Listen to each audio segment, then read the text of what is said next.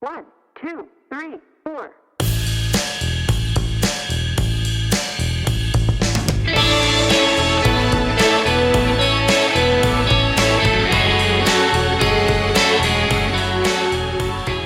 Hi, and welcome to the Vininspo podcast with me, Ed Merrison. This is where wine is a travel experience. Join us as we pick up bits and pieces, make new friends, and create memories that make our future interactions with wine, people, and places all the more meaningful and fun.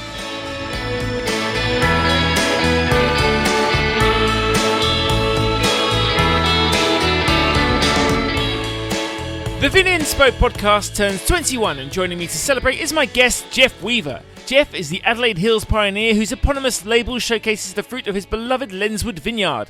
Before we get stuck in, a couple of things. First, a quick reminder that every week I put a lot of background detail in the show notes that accompany the podcast on all platforms, and that same context accounts for the post that hits the inbox of my beloved Substack subscribers. Please refer to those notes if something crops up in the conversation and needs some explanation.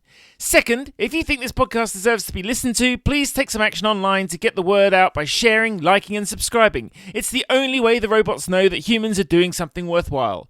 Okay, so Geoff and I talked about bells and whistles and the art of not overpainting landscapes, Boston bedhopping and hitchhiking your way across the USA, a calculated escape from dreary office life, doorstepping the father of Penfolds Grange, how a rose by any other name would smell as sweet no matter the critic's score, purchasing the perfect slope with steep interest rates of 20%, how to tame Sauvignon Blanc and bring out its beauty, surviving 2 horrific bushfires without letting your dreams go up in smoke, and the value of being out in the weather, whatever the weather. I started by asking about the world young Geoff grew up in. Well, I was born, Ed, in 1949.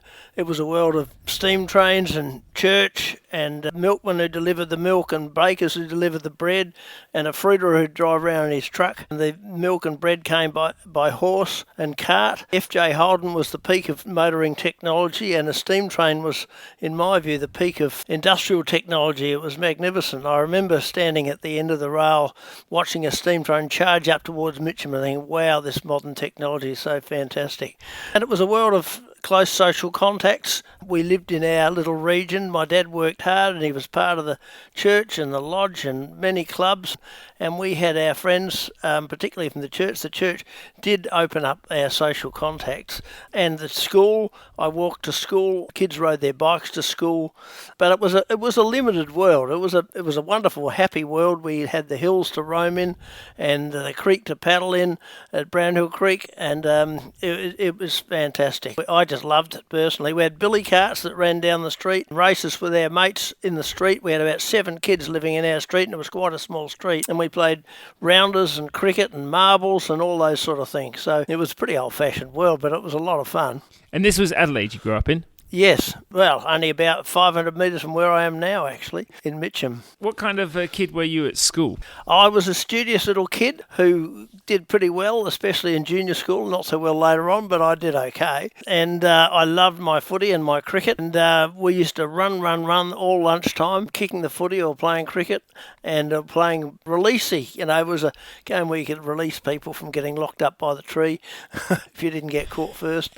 I was very active and a lot of good mates, and we had a good footy team, and we didn't lose a game in junior school, I remember. And we had a wonderful coach, Don Pike, who played league footy for Sturt, and we were very proud of our footy, and it was fantastic. What was your role in those sports teams? Were you fast or tall or athletic or hard as nails? What was your character? I wasn't fast, never was fast. It was my Achilles heel as a footballer. I think I had the skills marking, kicking.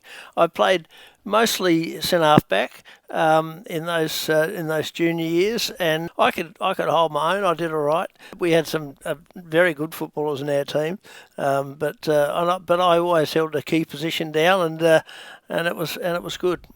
And I like to think I was relatively creative, but, you know, we were schooled on the defensive arts, don't kick across goals in defence and stuff like that. But no, it was a good operation. And did you see yourself growing up into any particular role, either within sport or within a trade? No, I tell you what though, my dad had a business. He was the managing agent for Peacock Brothers, who sold calculating machines in the old days, the mechanical ones and then the electronic ones, and also did stock taking work for big companies like Coles and things like that. But I worked for him during the summer holidays servicing the calculating machines, and I used to go around to all the offices in Adelaide, and there were lots of them with these comptometers, and service them. And I saw an awful lot of bored people, and I grew up thinking I am never ever going to work in an office. I did okay at school, enough to matriculate, but it came to the crunch time when I had to decide what I was going to do, and I thought, I'm not going to work in those bloody offices. And I didn't charge through matric, but I just scrambled through.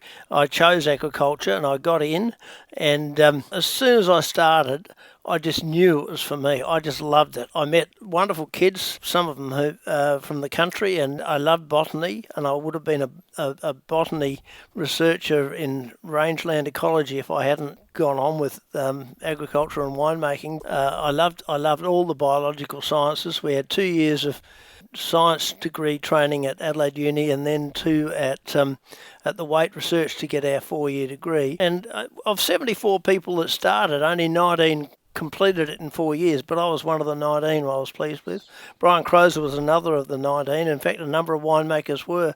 Bill Hardy, Pam Dunsford, Johnny Baruzzi, and a lot of people, Robin Day, who have done very well in the wine industry. And what we ag science graduates did bring to the wine industry was a degree of scientific understanding that I don't think was being taught at Roseworthy. Roseworthy in those days was pretty much a trade school, and I can speak with some authority because my first job out of uni, I remember getting it. I had a list. I'd ring people up on a morning and they'd give me a lead, and I got to the last lead, but it was tutor demonstrator in biology at the Institute of Technology in Adelaide. And I rang up and I was still in my pyjamas, but by 11 o'clock that morning I was in there and had an interview, and I got the job, and it was a part-time job that allowed for a higher degree. So I went in there and I was a tutor demonstrator in biology, teaching pharmacy students and social work students about biology. Then I started looking for a higher degree, and it was a master's, probably because my results weren't capable of doing PhD, or I hadn't done honours. And people would say things like, oh, it's only a master's, you don't expect to achieve much. I thought, stuff this, I've been 4 years at uni, I'm not stuffing around doing a second-rate master's, I'm going to get on and do something. And the other thing I did during that year was to get a part-time job at St Peter's College teaching general science, because they had a vacancy because someone was on holidays or something, and I really loved that. And at the end of that time they actually offered me a full-time position, but I thought, I've been in educational institutions all my life and I'm going to get out and do something. But there was one other really formative moment, and that was at about June or July in that first year of graduating. We had a dinner just of all the ag science students who'd graduated, and Brian Crozer came to that dinner and brought along a Stanley Bin 5 Rhine Riesling 1970 from Clare, and I fell in love, to be honest. I fell in love with wine, and I thought, I don't believe that wine can taste that good. And from that time on, I spent time with Brian. He was working at Hardy's and would have had a stellar career at Hardy's if he'd stayed. So I would accompany him down to McLaren Vale and sample the tanks and go out to lunch with Jack Kilgour, and I thought, wow, this is fantastic. So I started applying for jobs, and I had a footy coach called Bernie Stevens who worked with the South Australian Wine and Brandy Corporation. He wrote me some letters of introduction to Max Schubert and Karl Seppelt and Colin Gramp, and I wrote a follow-up letter. And what actually happened was that I broke my jaw playing footy, and being a photographer, I would go out to the matches because I couldn't play with my broken jaw and photograph the matches, which I always loved doing. We happened to play Wattle Park Teachers College, and they had an overlap at Magill. And at the end of the game, it was in May, at the end of the game I thought, well, before going to the pub, because all the boys are changing, I'll just drift up to Penfolds at Magill. And I remember driving up there in my little Vauxhall Viva van, which was a very primitive little car, I can tell you. But I thought, well, just drive in like you own the place and see what happens. So I drove in and I parked. As I got out of the car, this guy walked out the front door, and I thought, oh, okay, well, I better come clean. So I went over and had a chat to him. We had quite a nice chat. And I said, as a matter of fact, I've just written to your company looking for a job. And he said, yeah. And it turned out it was Max Schubert who'd walked out 5 o'clock. He was working on a Saturday afternoon, 5 o'clock on a Saturday afternoon, and he offered me a job before I drove out, which was fantastic. And I drove out with stars in my eyes thinking, wow, I'm gonna be in this wine business. How good is that? But I also did have a chat with Colin Gramp, and what happened there was that he said, what we will do is we'll put you through Roseworthy, because if you had an ag science degree, you only had to do the final year of the enology course to get the qualification. So we'll put you through Roseworthy and you come back and be a winemaker at Orlando. Oh, and we'll give you $30 a week, which was big money for me, I can tell you. So I took the job at Orlando. John Duval took the job at Penfolds, and of course the rest is history there.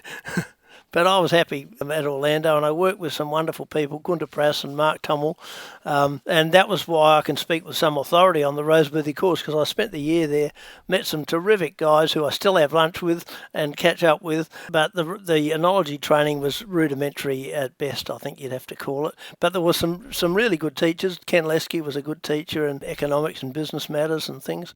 But it really was a beefed-up TAFE course more than a tertiary institution course.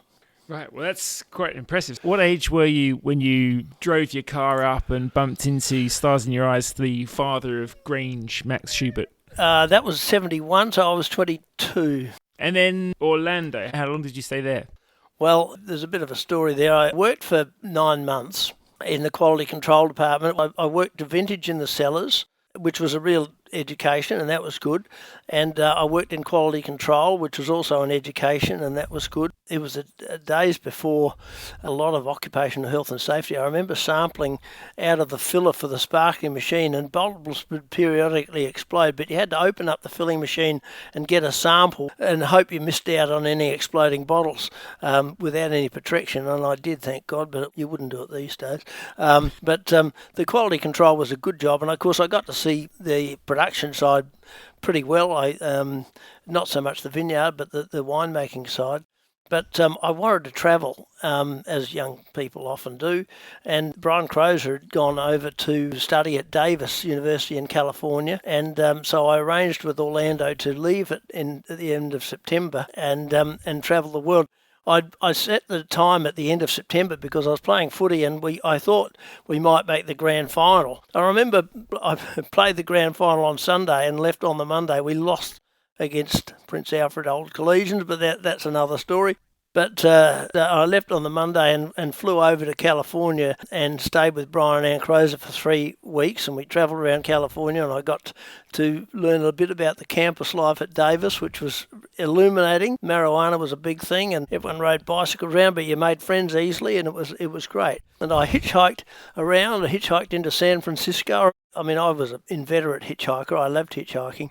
But I remember it was dark, and I was on a freeway heading from San Francisco back to Davis, and this little VW just screamed to a halt and picked me up and dropped me at the door at Brian Ann's place. But it turned out to be a lady who had just been a lead in the production of Hair, which was a big musical of the time in Paris. But that's the sort of thing that happens when you're hitchhiking.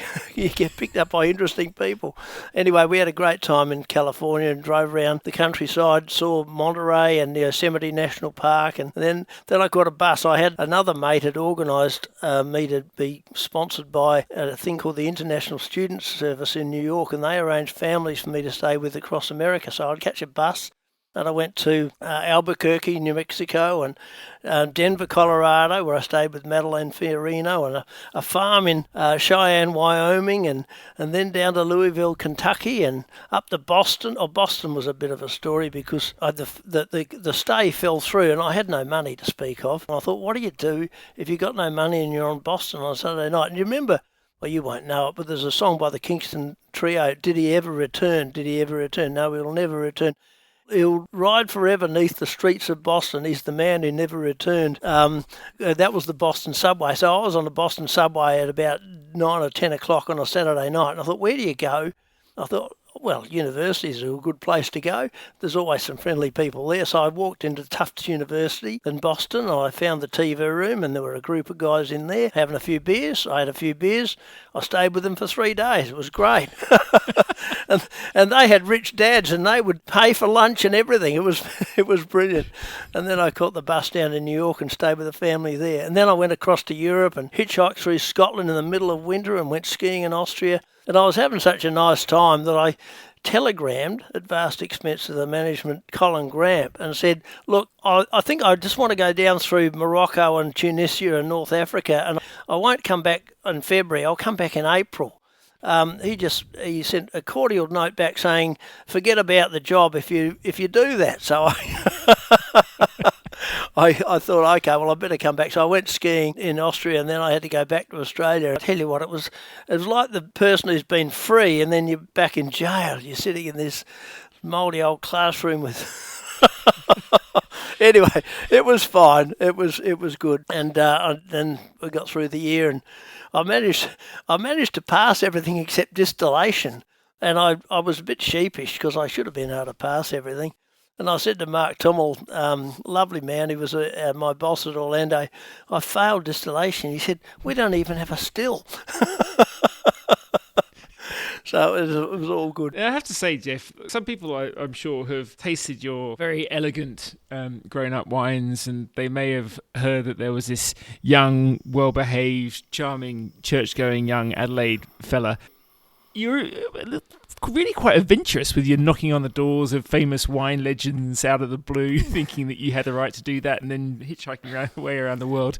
Was it just a different time, or were you always a little bit spontaneous with following your interests? I think it comes from a fair way back. I loved hitchhiking. I remember during the school holidays in about 1965, and I just walked over the hill behind our house one day, which is Brown Hill's beautiful hill. I've painted it many times. And below there is the Mount Barker Road. So I just got down on Mount Barker Road and put my thumb out and got a ride. And I rode through the Adelaide Hills, and I just kept going, and I got to Murray Bridge, and I went to Keith. And I got to Keith at about 2 o'clock. I had a mate in Keith, and he was at a sheep sale. So I went to the sheep sale. I just went and found him and said g'day. But it was 2:30 on a weekday afternoon. I thought I better get back for tea. It's about 180 k's from home, and I managed to walk in for tea. And I didn't tell the family where I'd been. I just I had a day out. And in those days, people picked you up. They'd take you home for dinner. They'd pick you up when they shouldn't pick you up. You know, there's a car full of people, and they see you and a mate standing on the side of the road with your sleeping bag, and they still pick you up, and they were brilliant.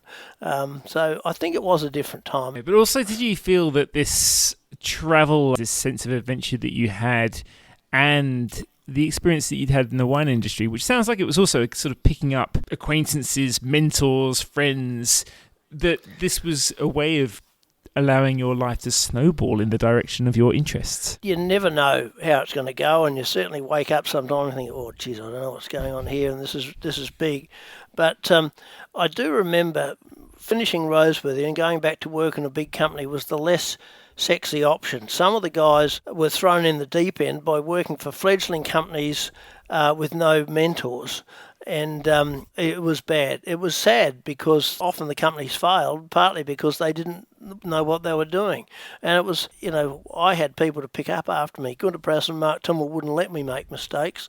And you only make them once, but you make them all eventually. So it was wonderful to have that training ground in a big company. And people like John Duval and me and Pam Dunsford, who worked in big companies, got the benefit of those mentors helping us. Brian Crowe has been a great mentor of mine, but also Mark Tummel and people like that. Okay, and so from there in the early-ish 70s, going through your travels and your beginning of your winemaking career, Yep. What happened next? Well, one of my long-term ambitions was to own a farm. Then my dream, once I became a winemaker, was to have a vineyard and a small wine company. I always wanted to do that, and Mark Tummel and I would often discuss it, and we talked about the opportunities that would exist in Australia, and we were familiar with the great wines, especially with people like Guenter, Prass and Tony Klusko, who came from Europe as fellow winemakers at Orlando, introducing us to the great wines of Germany in particular, and Eastern Europe. And we thought, where would we push back the frontiers of Australian winemaking? Where would we be able to grow grapes that could make some of the great wines of the world, not equivalent in style, but certainly equivalent in quality to the great wines of the world? And we thought mostly, and quite rightly, that most of Australia's grapes are in pretty warm regions, and that's fine for certain styles, but the great table wines generally don't come from the hot regions. They come from cooler places. And we had a cool place on our doorstep, which was Adelaide Hills, and at about that time, John Gladstones, I didn't know this, but was also looking into these things, and he was the father of what I call Viticultural Revolution Phase 2, which was where to grow grapes and how to grow them to make great table wine. And he pioneered the introduction of vineyards to southwest Western Australia, Margaret River, and great southern regions down there. But Tasmania, Mornington Peninsula, and Bellarine Peninsula, they had grapes pre-phylloxera, but not many, and but there were enormous opportunities there. And I think most of the serious table wine makers of Australia were thinking in those directions at that time, and certainly I did. My sister married a bloke called Colin Forbes, who worked for us at Hardy's at Segerstorff, because I only worked for Orlando for 74 and 75, and then I left to join Hardy's because Brian suggested I'd come and work for him. Then he left, so I was holding the baby, and they'd made stellar wines in 1975, and I thought I felt like the coach had just taken over after the teams won the premiership, and I thought, God, I'm not ready for this. You know, here I am, a kid just out of uni, and I'm in charge of 3% of Australia's grapes, and I've got to do this because the company depends on it. And I was nervous, but it worked out. And Colin worked with us at Segerstorff, and he and my sister and I bought this property at Springton, 30 acres, and had a little vineyard on. I went to Tom Hardy and said, I'd like just to make a little bit of wine and sell it under our own label. And he said, yep, I'll take it to the board. And the board said, yes, 1,000 cases is the max, and you can use our facilities. And so we did, and that's how Craneford Wines began. And then in 1979, I got married, and I thought, look, it's better for me to be out of this and pursue our own thing. But the dream didn't end, so I got out of that partnership, and Colin and Jenny continued on Craneford Wines. And in 1982, we bought the land we still have at Lenswood with our vineyard. Okay, and that's a vineyard we'll be dwelling on quite a bit because it is a lovely spot. It wasn't easy, was it, to take on? I mean, just tell us a little bit about what you fell in love with, but also what you had to go through to get your hands on it and hold on to it. Well, it was a tumultuous time. People now complain about interest rates of 6-7%. We had interest rates of 20%. I thought there were two parts of this process. One, find the land, then find the money. And of course, being a young married man, and we had a young family coming along, we had a house that I'm sitting in now. It was an 1850s cottage in Mitcham. It still is, but it needed renovation. My wife Judy was pregnant with our first daughter, Alexandra. We had house renovations going, and they were going okay, but over budget, as all things do. I had no leverage at all with the bank. They certainly didn't want to know me, so I'd been to Hardy's and told them the situation and said, look, I need another $5,000 or $6,000 to finish this house, so they kindly lent me the money. Then we found the land. What happened there was that I had given a map of sites that I thought would suit our needs to a local land agent, Chris Weston. It was a map, an inch to the mile map in those days, or 1 to 50,000. And it was a contour map, and it had dotted texture lines on the glass in the front around the land that I wanted to, search out for vineyards. I said, if any land comes up within these dotted lines, let me know. And he did. He, it turns out, was the second agent who knew about this land. Anyway, we put an offer in and got a contract signed subject to finance. they were advertising the land, and then they found out that I was a winemaker, and they said, ideal for vineyards. And here we go. In the end, they tried to tip us out, and there was a guy who had offered more. We paid $110,000 for 70 acres of land at Lenswood. We had no money. I cobbled together a partnership with my brother-in-law, Bevan Roberts, and also one of Australia's great viticulture researchers, Brian Coombe. So the three of us found $10,000 cash to put down on this $110,000 property. The bank clearly weren't enamoured with the idea, and on the morning of the settlement, they told me they weren't going to fund it.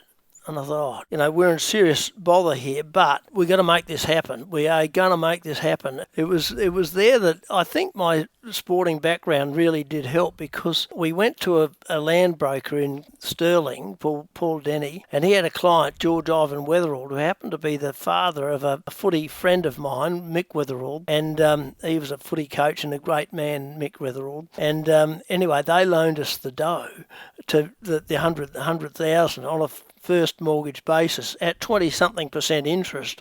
So you got to front with 20 grand a year just to pay the interest bill. And it just seemed that we had my total salary going out paying interest for some time. The deal with Brian Coombe was that he was going to be a relatively short-term partner, but after a year he said, look, I love this project. You've either got to buy me out now or I'm in forever. So Bevan and I decided to buy him out, so we had to do that. And anyway, we managed to hang on to it, but we had one other issue, and that was almost 12 months to the day after we bought it. We had the Ash Wednesday bushfire, so everything we'd done and stuff we'd put in, we had a Toyota ute and a hay shed full of hay and a house, and it all burnt.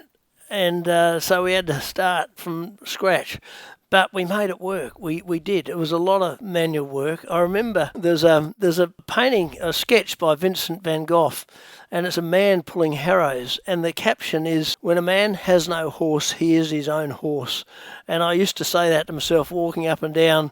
Anyway, bit by bit, manual labour with bugger all equipment and no money, we made it work. I do remember one funny thing, though, because we had to borrow stuff. We had to borrow my neighbour's tractor to do the ripping for the vineyard, and it has a big ripper on the back. And it got to 5 o'clock on a Saturday afternoon, and I had to take the tractor back to Kevin Wynett. He was a lovely guy. He had about 4 tractors, and he lived for farming. And there's 2 positions to take a ripper on the back of a tractor. You can have it vertically, which is what you do to plunge it in the ground, or you could lift it up into the carry position. But I thought, oh, it's getting dark, and I'll just leave it in the vertical position because it was missing the ground by 2 or 3 inches. And so I drove it back, and driving down about 2 kilometres back to his house. And as we were going around a corner, I thought, well, I better just check that ripper's not going to dig into the road. So I turned around and turned the corner, and when I looked up, I was heading straight for a dam because the corner was not 90 degrees as most corners are. It was like 135 degrees. And I'm going down this hill in this old Massey Ferguson 148 or something, straight for the dam, through the fence. And I thought, we're in serious bother here. And all of a sudden, it's like an aircraft landing on the aircraft hangar. The ripper digs into the ground, and I'm suspended over the dam. And Kevin's dad came out and started shouting at me a bit, but Kevin came out and had a bit of a chuckle, and he pulled me out with one of his other tractors, twitched up the fence, and nothing more was said. We got through with a lot of help from our friends. Yeah, well, you make relatively short mention of it, but obviously the Ash Wednesday fires, among the most devastating things to hit Australia, would have been another severe challenge to your faith in the project after making the money somehow work and having to borrow by hook or by crook, get your hands on it and work the land and then have that happen. Just put into perspective what that vineyard means to you. It is a wonderful place. I've told the family they can bury me there. My parents' ashes are under the candlebark gums we planted, and it's a lovely thing to plant. We've planted thousands of trees, really, but to plant trees, and if you sprinkle your parents' ashes under them in some way, that they're part of those trees in perpetuity. And we now have an oak arboretum, and they had the great joy of taking two of my grandchildren out to plant two little oak trees the other day out in the vineyard in our oak arboretum, and I said to them, now, in 60 years' time, you'll come back here, and we're going to write your names on the stick, July 2025, and we put them, the oak tree in the guard. They're dormant at the moment, and every time they come to the vineyard, which is quite often, we'll see how these oaks are going, but in 60 years' time, I'm hoping that you'll come back here with your children and sit under those oaks. So, it's a lovely thing. It does mean a lot to me, and well, we've survived 2 bushfires now, but I had a cabin that burnt down in the last one, which was a blow because I'd built it myself, which I loved. Touch wood, I think we have now got no pine trees and gravel around buildings and decent fire breaks, and I like to think we'll survive the next fire. Fires come, they're a natural part of life up there, but I think we're better protected. Yeah, but it does mean a lot to me, and I love it. Every time I go up there, I haven't felt like I've been working. I've never felt like it's been a chore going to the vineyard. It's always a joy. You've mentioned taking photographs of your teammates when you couldn't play your footy games, but also briefly painting. That's been a big part of your life as well, to relax. How long has painting been part of your skill set, but also your necessity, I guess, to relax and take in nature? In 1972, when I was hitchhiking through Scotland, I had this quite, well, I've still got it. There's my old Pentax Spotmatic single lens reflex camera with a big telephoto lens, and that was part of my marketing effort to get it right on the side of the road. My theory being that if you've got a big camera hanging around your neck, you're clearly not going to knock someone on the head, are you? You know, you're going to be a safe person to pick up. And I was hitchhiking alongside Loch Ness in Scotland, and this guy picked me up, and it turns out he was an artist, and we naturally got talking about photography and art, and I just realised from that what possibility there might be in painting. And I've always been interested in the visual arts, and my mission with the camera in Scotland, say, was to capture the essence of the landscape in the photograph. And then I realised that with painting you had a number of degrees of freedom, texture, colour, composition that you didn't have with a camera. Photography's great, it's always been a great part of my life, but painting opened up more possibilities. And my first painting that could be given to anybody was of a bushfire up at Wirialpa Station, which I gave to Brian and Ann Crozer, which they recently gave back because they said, you should have this because it's your first painting. So it's in my studio now. But that was 1974 was the first painting. It's all gone from there. And of course, I had 100 odd paintings up at the vineyard in 2019 when we had the last bushfire, and they all got burnt, which was very sad. But as Brian Crozer said, you just have to do them again, but you'll do them better this time because you won't make all the mistakes you made the first time. And he was right. I'm a better painter now than I was. Let's hope that the fires don't come to visit you again. But again, that was another test, not just of your nerve, but really in the moment. You were caught up in the Cudlee Creek fire, and that was pretty touch and go that day. Can you just recount how that came on your radar and what you had to do to get out of the way? Yeah, well, I think I offended the fire gods because I was standing up in the top corner of our property, which is the best vantage point to watch it come towards us from the northwest. And I just said to my neighbours, I think we're going to dodge a bullet here, boys. I reckon that's going to the north of us. The wind wasn't that strong, and it looked like it was going to go to the north of us. And at that moment, a fire truck roared up behind us and said, how did we get to that? And we hadn't even noticed there was an ember had caught on our southern boundary and was lit up some gorse, and there was huge flames, and it was on from that on. And the other thing that happened then was that everything changed. The fire got into unburnt pine forest that hadn't had any clearing or fire work done for 30 years, and it changed from a fairly benign, gentle fire that you could have a fighting chance of fighting to a tornado, or just about. The wind was strong. It was probably 50 or 60 kilometres an hour strong, but it was swirling and blowing in all directions. And it was like being in a snowstorm, except the snowflakes were embers, and there were little spot fires starting everywhere. And I didn't think as clearly as I might have at that stage, because we went over and thought we might try and help put out that fire that started in our southern boundary.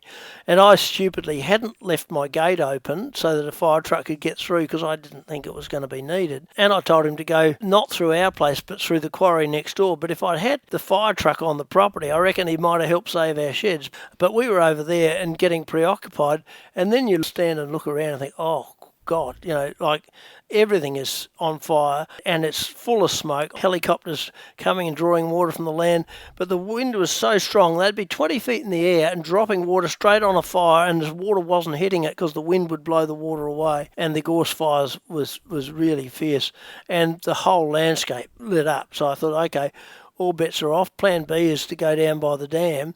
I didn't even drive my car down or my gator down. I walked down. I should have, because I would have saved my car or my gator if I had. But I just sat down there with a kangaroo. I thought, well, plan C is to go into the dam, but I didn't need that. But what I hadn't really factored in, because I always wanted to be there, because after the first fire I thought I would have saved the house if I'd been here, because it wasn't quite as catastrophic as this one. Our house had been standing for a couple of hours after the fire front came through. Kevin White, who owned the tractor that I nearly put in the dam, he told me the house was still up at 5 o'clock in the afternoon, but it burnt down because a little fire had got into it. I thought, if you're there, you can put that out. But I hadn't factored in the smoke, and however much you can get out of the heat, the smoke is a serious hazard, there's no doubt about it. And I remember sitting down by the dam during the last fire, and I thought, I'll just, because my cabin that I'd built was still standing, and I thought I'll just go up and see if I can do something useful.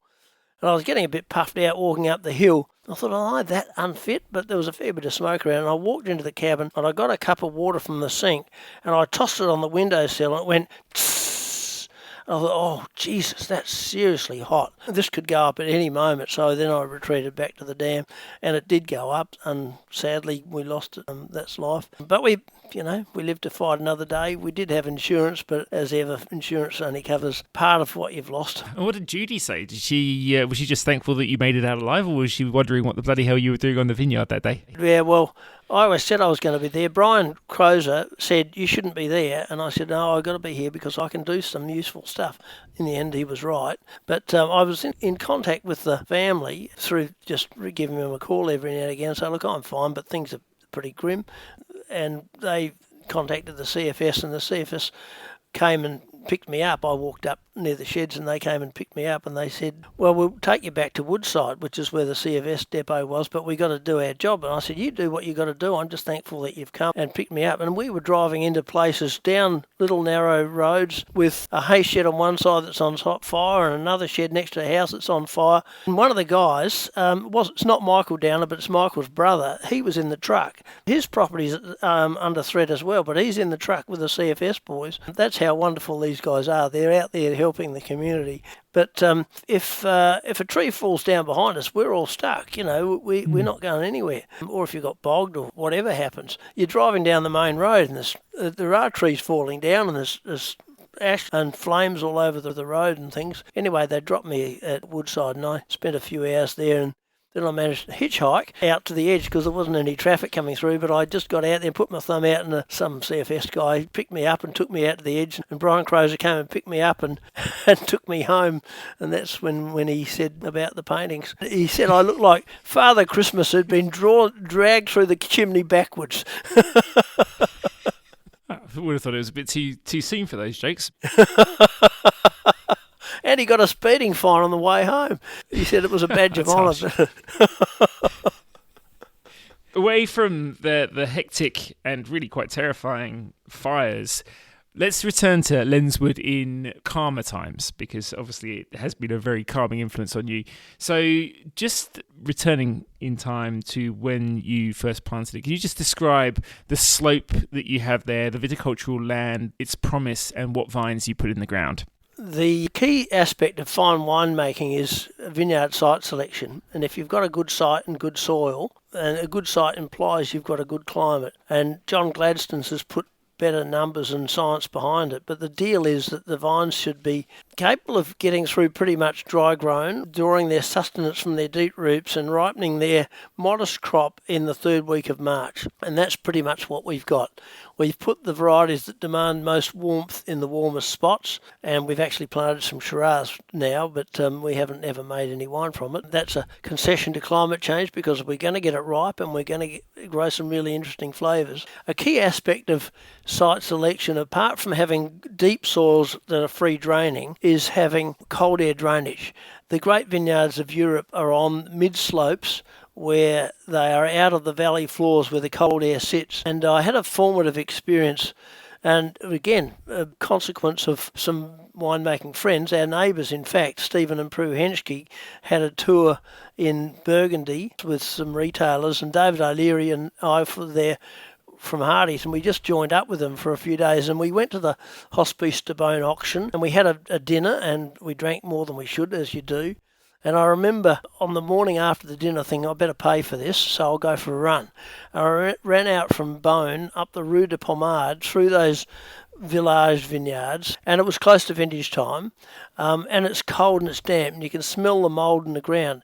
Then you run up into the Premier Cru, and the atmosphere instantly changes. It's warmer and it's drier, and my theory is what I call my steady state theory. Anything that shuts the vine down is bad news. Strong wind, excessive cold is bad news for vines, and if you can just keep that vine ticking along to mature fully a modest crop in a fairly uniform environment, that's ideal. And of course all those great vineyards in the Côte d'Or and in Bordeaux and other great vineyards along the Rhine fulfil that need. They don't get super cold, they're not so subject to frost because they're out of the valley floors. You can grow grapes in the valley floors, they just don't taste as good. So that's what we were keen to do, is to find a site where we had wonderful cold air drainage. And when I'm there on a still night, the temperature near the mid-slope can be 5-6 degrees warmer than the temperature down on the bottom of the valley. And that's enough to slow those vines down, to shut them down so that they don't start metabolising and making sugar and flavour until 10 or 11 in the morning when they've warmed up. So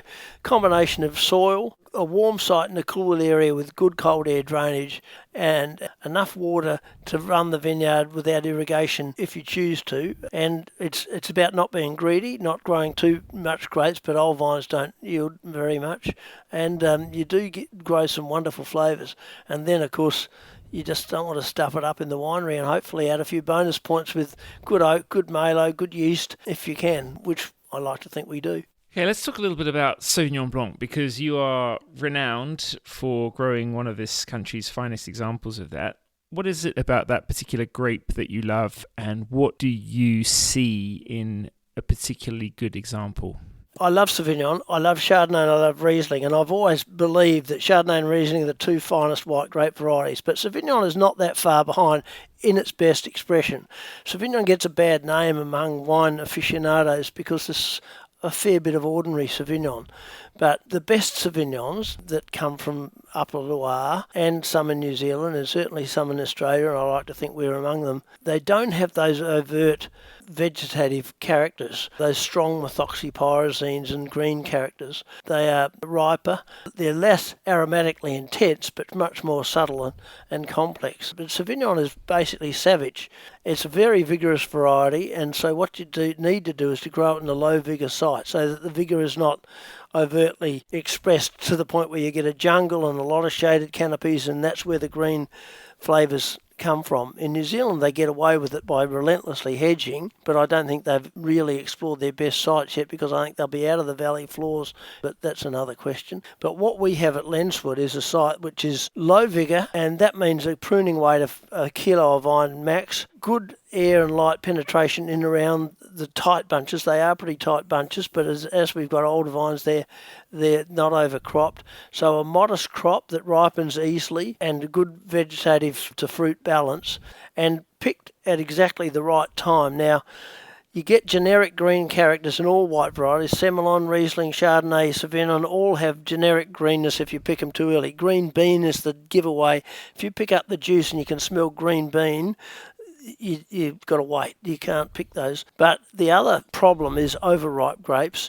And when I see tropical fruit salad, mango, that sort of stuff, it's too late. And that's a generic character too. It happens in a lot of varieties. And the window in the Adelaide Hills is shorter than I'd like it because things have probably got earlier and quicker. And with a modest crop, it ripens pretty fast. So you've got to get it right on the money. And as soon as you can comfortably and enjoyably eat those grapes is where I like to get it, where you've got a good natural acid balance and you've got ripe flavours but not overripe flavours, and certainly not underripe flavours. And good Sauvignon is subtle, and it's delicate, and it's complex, and it's amenable to putting in barrels and aging on lees and all those things. Now, we have not tended to do that, although we've done it with our Ferris and had great success with that Ferris. And that 15 is still drinking beautifully. It's a wild yeast, fermented in old barrels and aged on lees for 12 months. And it's a gorgeous wine. It got in Halliday's Top 100, which I'm proud of. And I'm pleased he picked it out, because no one ever thinks of drinking old Sauvignon. But it's serious wine. And I like to think all our Sauvignons are serious wines. That is, they're not screaming at you aromatically, but they're subtle and they're complex and they're understated, but they're long in flavour and deep in flavour, but they're not heavy, and they got a lovely zinginess, a juiciness in the middle, almost sweet even without sugar, and a lovely crispness at the end. That's what I look for in our Sauvignon, and they're capable of aging. Yes, and that probably goes as well, albeit with slight variations, to your approach with Chardonnay and Riesling, those other two fine white grape varieties that you mentioned. Yes, Riesling is interesting. I've always loved the wines of Ernie Lewson in the Mosel. Ernie's also sold by Cellarhand, and I've got to meet Ernie in trade days and things over the years with Cellarhand. And we made a wine, it was almost a homage to the Mosel, because in 2023 we had our coolest ever vintage, and we picked ripe grapes at 11 Beaumet, which means 11.5 alcohol, and the acids were higher than we've ever had before. And I thought, well, this is what the Germans have every year, and I love the flavour. But we've always made dry Riesling, but I thought this year we'll make it differently. We'll put it in barrel, ferment it in barrels. We'll age it on lees, and we'll stop it with some sugar. And we stopped it with about 13 grams per litre sugar, and I just love it. It's juicy and fresh and vibrant. The fruit is bursting out of it, and it doesn't even taste sweet, really. You can see it if you look for it, but the acid cuts through it, so it finishes beautifully savoury. And we had a trade day, and Ernie was over, so I showed him the wine. He said, "You didn't leave enough sugar." Anyway, I'm very proud of that wine, and we've been making our Rieslings with a little bit of sugar. Not that you'll see it so much, but I love that juiciness of good Riesling. And Chardonnay, well, that's another adventure altogether. Chardonnay to me, it's all about complexity. I love the complexity of ripe fruit, good oak, good malo, good yeast, the aging on lees effect you get. The wine is a melange of all those. You don't want to see any of those individual characters, but in the end, if you take anyone out, the wine will be less for it. I have a debate in my head going on with Chardonnay, and a debate with others, fellow winemakers, about malolactic. Most of the great Chardonnays of the world do have malolactic fermentation, but you lose primary fruit, and the Chardonnay primary fruit is so lovely that you think, well, if you can retain some of that primary fruit, that's a really nice thing to do. So we've had 0 malo, we've had 50% malo, and we've had 100% malo, and we make a call each vintage as to what's going to suit that year. We are blessed with marvellous Chardonnay fruit, but my accountant worries me. He worries about us because the yields are so low, and well, you do the sums. I mean, if you have 50% new oak and a barrel costs $2,500, and that's 225 litres for $2,500. That's $10 a litre. That's serious. That's $90 a case. Now that's a lot just for the oak component, because you've got all the other things to pay for as well. So it costs an amount to make really good Chardonnay, and that's why $50, $60, $70 is where the price has got to be to get that back. But I've always believed that any investment in the winemaking and grape growing is good investment. As you know, Ed, we don't do advertising, and I've always rationalised the fact that making the best wine is the best advertising we can get. And if you don't have a budget, you might as well have the best possible wine. So everything we do is towards our entry in the best Chardonnay, best Riesling, best Sauvignon in the country competition. And sometimes we win. That's right. The Sauvignon Blanc, Riesling, Chardonnay, not only are they a good advert for your winemaking, but they're certainly, I would say, a real endorsement of that decision to buy a vineyard in the Adelaide Hills, because just the Chardonnay alone, I would say the strength and purity of that wine and the zinger, but of course Chardonnay grows fairly happily in a lot of different places. Oh, it does. But Adelaide Hills has an extremely, I think, exciting balance of that white stone fruit, real citrus zing, powerful ripe acidity when it's ripe enough, and it really does lend itself to making powerful wines that are really enjoyable and lively and pure. The great Chardonnays of the world are not shrinking violets. You drink the great Cortons, Marquis de Laguiche and things like that, they are powerful wines. Lewin Estate is, I think, a great Chardonnay. It's powerful wine. And I think Australia's best Chardonnays, Tasmania, Mornington, Yarra, Bellarine, Tumbarumba, Margaret River, Adelaide Hills, the greatest of our Chardonnays come from cool regions, and they are generally half the price of Burgundy for equivalent quality, and we can compete happily against Burgundy in terms of quality. And we're not comparing styles here, but I think our Chardonnays are among the great wines of Australia, and I think they're increasingly appreciated, which is great. And what about the Adelaide Hills? How do you feel about the trajectory that you've seen for that region? There weren't very many vines there when you bought your vineyard. Well, as it turned out, when we bought our land, Tim Knapstein had just completed his purchase, but we didn't really know about that before it all happened. And Stephen Henschke, who turned out to be almost a fence-on-fence neighbour, but it's actually about 200 or 300 metres away, we'd all reached the same conclusion at about the same time. This is where we wanted a vineyard to challenge these things. The only vineyard in the regions were Stephen George at Ashton Hills and Brian Crozer in Piccadilly, and there was a Grove Mill bit further down the hill, but there was really not much else. We used to have Stephen George organised it. At the Arada Aristologist, we would all bring our little wines and have a show and tell. It was like the beginnings of the Adelaide Hills Wine Show with Stephen and Prue Henschke, Stephen George, Brian Crozer, Tim Knapstein and me. And it was that's where it all started, and it's come a long way. If you look at where we are now, things are getting warmer. We're picking earlier than we've ever picked. Before 2008, we'd never picked in the first 2 weeks of March. Since 2008, we've only missed about 3 years picking in the first 2 weeks of March. And on average, we're 2 or 3 weeks earlier than we were. That has suggested to me that we should be thinking about different varieties. I'll tell you a little story. I was at a dinner at Royal Adelaide Golf Club, and David Muster put on a wine blind, and I thought, wow, this is spicy, it's medium weight, it's powerful, but it's delicate, and I love it. And I thought it was Tempranillo or something like that, or Sangiovese. It turned out to be Clonakilla Shiraz Viognier, and I thought, wow, this is something we can do.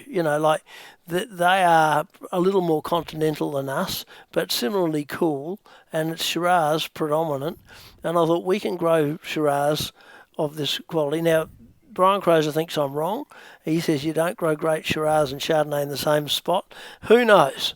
But I've got 2,800 vines now of Shiraz that are too young to pick, but we might get a little bit off in 26. Make a hatful that I'm happy to share with you, Ed, and we'll see how it goes. But I think we'll grow a medium-bodied, gentle, but interesting and complex Shiraz.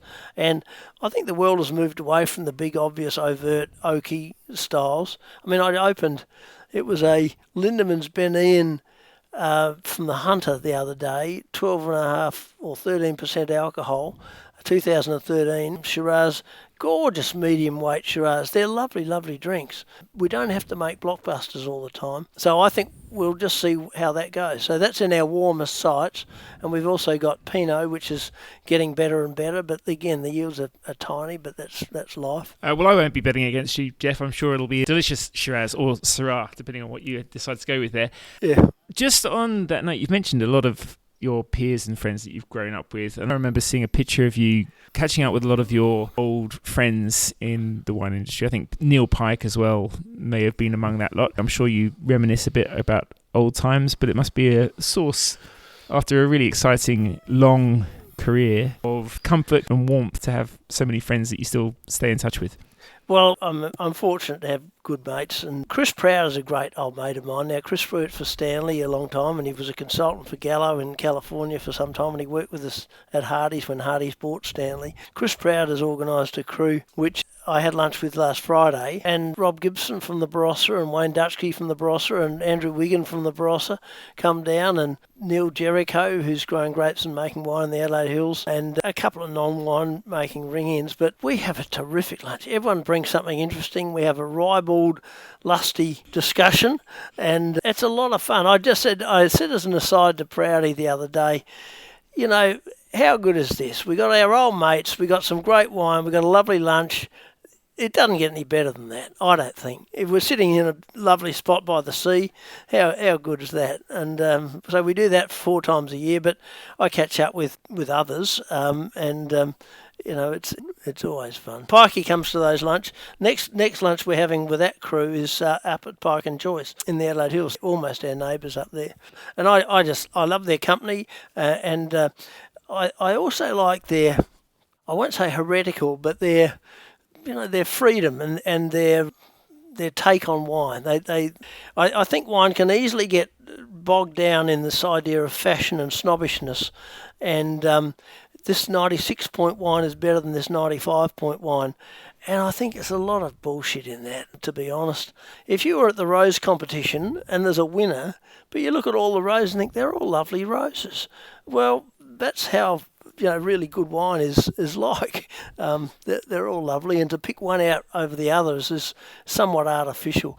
I said to Sue Hodder the other day, because I caught up with her, I just love that basic Wins Coonawarra Cabernet, and you can put it away for 20 years and it comes up smiling. It's still purple, it's still fresh, it's evolved, but there's a lot of joy in that, and I like it better than the John Riddoch, which has got all the oak and all the bells and whistles. And they've been putting out all these, child vineyards and other individual wines. And I said, are they really better? And she said, well, yes, they are. But I think she sort of got to say that.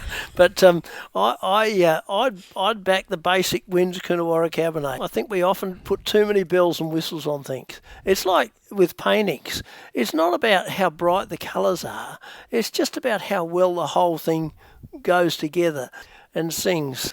There's fundamentals of fine wine, and one of them to me is sort of understatement, and it doesn't shout at you, and it just speaks clearly about what it is and where it's from, and seduces you rather than assaults you. Yeah, I think it's interesting that you say that as well about your friends and their approach to wine, because there is, I think, sometimes a slightly simplistic assumption that people who have been around for a while are part of some kind of old guard, old school, old way of thinking. But of course, you were the young people back in the day. Many of you did grow up in those institutions before they were really corporatized as well. Yep. You were learning stuff. You were making stuff up, yep. Inventing stuff. As you say, you make all the errors once. I suppose that you've also, really gained a lot of wisdom from making those mistakes. But at the same time, you don't wear that wisdom too heavily, because you know how much, I guess, chance has played a role in all of this. Do you know what? I think winemakers often get unfairly praised. I always say to people, the winemaker is to wine like the gynecologist is to babies. That is, if you just stand back and do nothing, things will happen. The wine will be made. God makes the wine. We just make sure it doesn't stuff up. And if it does stuff up, we put it back on the right track. Now, obviously, when you put site selection and time of picking in, oak selection, all those, you're having an influence. But the fundamental process of winemaking is something that is a natural process, and we just shepherded it in the right direction. And a lot of modern winemaking is getting more and more natural in that sense. I've always believed it's natural, but if you use cultured yeast as opposed to wild yeast and things like that, you're putting a little bit of an overlay on it, but not too much. But in the end, we're the custodians of the thing, and we make sure it doesn't go off the rails. That's how I think of it. And if we can add a few bonus points with a blending or a complexing factor, then that's great. But you've got to start off with good grapes, well grown and picked at the right time. Looking over your story, there's obviously a lot of things that might have tripped you up if you didn't really believe in it. Some real severe challenges. 1 fire is bad enough. 2 fires is pretty severe, as you say. The finances are never easy for anyone. But it's been just a bit like your hitchhiking escapades, a twisting, turning sort of ride. How do you sort of see, when you're sitting up on your vineyard looking out at your vines in Lenswood, how do you think about what wine has given you? Oh, it's my life and I love it. And, wine and sport and family, in no particular order, are fundamental parts of it, and I would be the poorer without any of them, or without one of them. I remember in the intervening period after leaving the partnership with Craneford and getting the land at Lenswood, I felt a little bereft not having land, and that connection to the land really matters to me. And I said to myself, now the weather means something.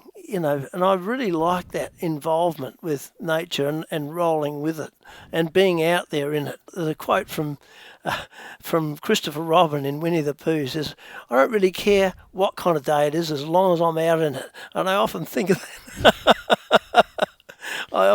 that. So I just love it. And now we've got our little cabin built again in a more robust and family-friendly way. And I just love. I built a tree house too for the kids, and I'm really proud of that tree house. And they love it too. And it's a good tree house. I always wanted to build a tree house, and so to have the grandkids up there and the family and everything it's just a joy. So I mean, people say, "Oh, well, you're an old guy. What are you going to do?" I said, "Well, I'm just going to keep going. I don't want to go anywhere." And the kids don't want to sell the vineyard, so who knows what will happen because they're not winemakers, what will happen at the end. But you really plunge on. That's my motto, plunge on. That's it for this week's podcast. If you enjoyed it, please like, subscribe, share, and give it a rating. It helps enormously. You can also subscribe to my Substack. That's edmarison.substack.com. Feel free to leave a comment too. But for now, I'd like to say thank you to Lucas James for the music, Neil Williams for the artwork, and to my guest, Geoff Weaver. Till next time, live wine to the fullest. Cheers!